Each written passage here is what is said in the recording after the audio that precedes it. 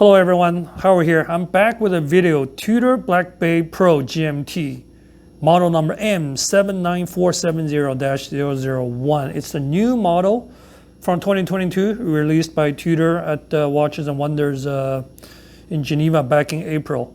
I'm a watch enthusiast. I'm not an expert, or I don't work in the watch industry. I just try to find watches in my spare time and do some videos and share with you. If you like the video, please consider subscribe and support the channel. Thank you so much.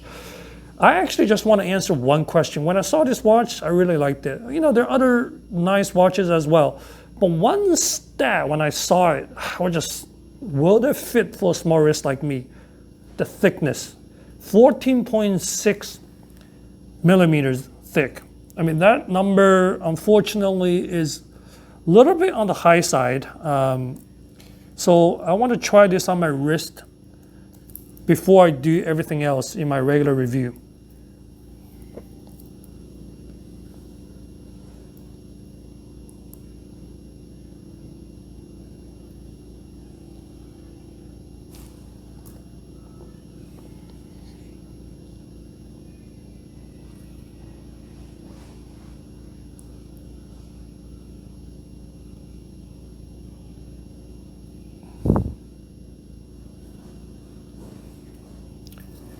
Okay, for me, it's way too thick. It's just not gonna work. I have a small wrist, 6.5 inches, 16.5 centimeters. I mean, the case size is perfect, 39 millimeters. Lug to lug, 47.2 side by side. It has a pretty quick taper down, which is great. Lug size 20. I actually felt lug size a little bit too light because it feels a little bit top heavy. I mean, this is actually a heavy watch. 172.5 grams, 6.12 ounces. It's heavier than the Oyster Steel and the Rose Gold GMT Master 2 review I did a few months ago. That was 168 or 169 grams. And that one has gold, much heavier than stainless steel. This one, all steel, it's 173 grams. Way too thick, way too heavy. I mean, for 14.6 millimeter thickness, I know some people say they don't mind, which is great because, again, it's everyone's different taste, different preference. For me, with a small wrist, it's way too thick. I mean, I really like this. I wanted to like this watch. I just can't. And it's a shame because there are other good watches at reasonable price, like the Longines Zulu came out this year. I think it was also very thick, right? And there are a bunch of Grand Seikos. Again, Grand Seikos are a little bit different, higher price range. Also a little bit thick, right? I'm just, a little bit disappointed these other options for GMT. I know the movement, they're trying to make it smaller, it just, because the GMT Master 2 from Rolex is only around 12.1, I think, around that number.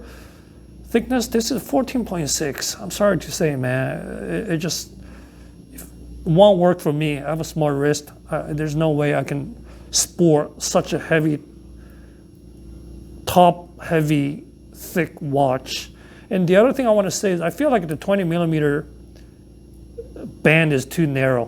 Because the watch is heavy and thick, I feel like the band needs to be 22. That provides a little bit more balance of weight. Right now I'm holding it like this. I feel like very heavy in the top. There's no weight at all on the side.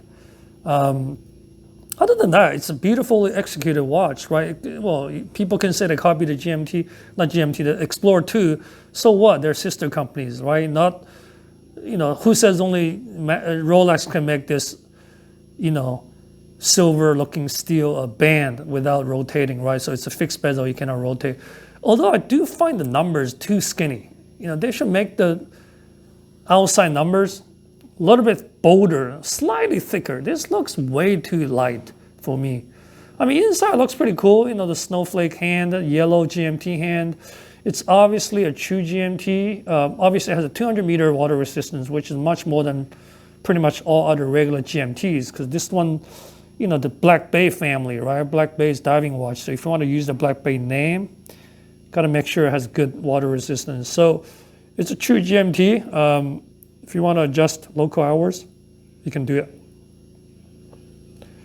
No problem at all. If you want to adjust the GMT hand, you're doing this with hours. True GMT.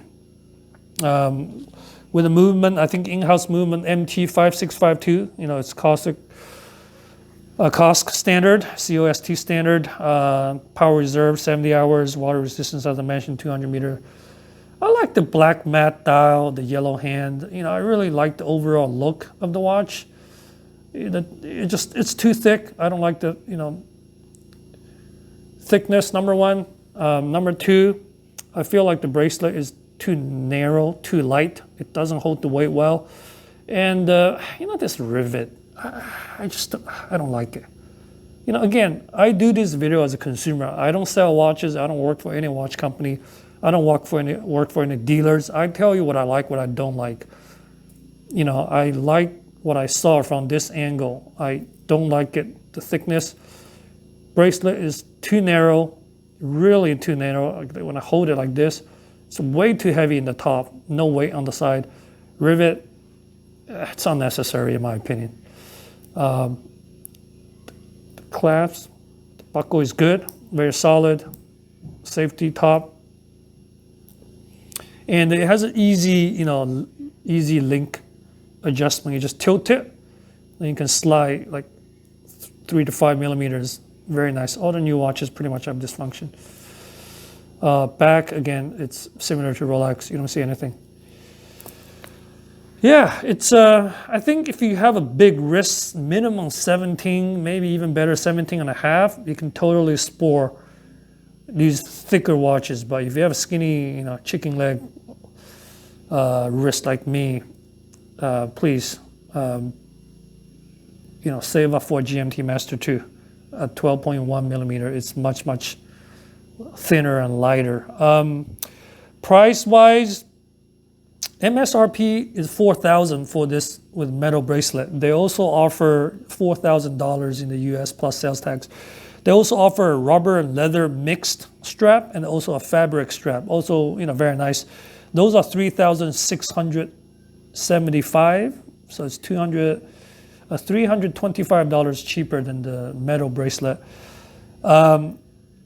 On the secondary market, if you buy it from a dealer, it's still a little bit markup because, again, if you buy from a dealer, they have box and paper, everything, it's the full package. And dealer always have a little bit higher price, obviously. So I'm seeing still around 5K.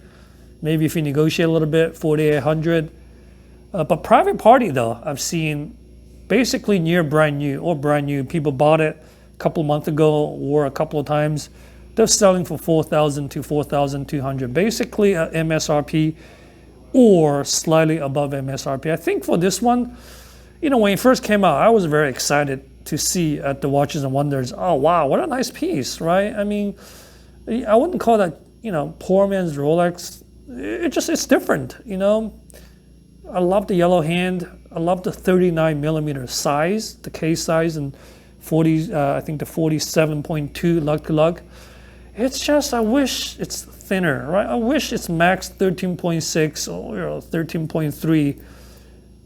And I wish the band is a little wider. I actually like wider bands. I'm not the biggest fan of Rolex's narrow band. I like wider bands from Vacheron and other brands. But it's still a good piece though. Again, I do these videos just to bring you my views. If you have a wrist like me, I recommend you absolutely try this before you buy it. Absolutely try it, because otherwise you may regret at the moment you see how thick this is. Try it. A lot of the secondhand dealers across the country, if they have the inventory, you walk in, they're willing to let you try for sure. Absolutely. I know last couple of years with everything going nuts before the market sort of adjusted, in April of 2022, even Tudor, there's a big waiting list for everything. But now with the market basically dropped and crashed everything back to pre-COVID, my bet is even if they don't have it, just wait. Or buy it from a private party at MSRP, or in a few more months will be below MSRP, right? With the economy tanking, people are a lot more careful with their spending. Their job may be in jeopardy in the U.S. A lot of companies are letting go people. People are a lot more careful. I mean, I was talking to a couple of dealers lately. I mean, everyone's, they're getting a lot less calls. The volume has dropped. Activities have dropped. Everyone's kind of in a wait and see, situation, see how the economy is going to go. So you can probably pick this up 4K at most. Don't pay $1 more. That's my recommendation. All right, hope you enjoyed the video. This is the Tudor Black Bay Pro GMT, model number M79470-001. Thanks so much for watching. I'll see you next time.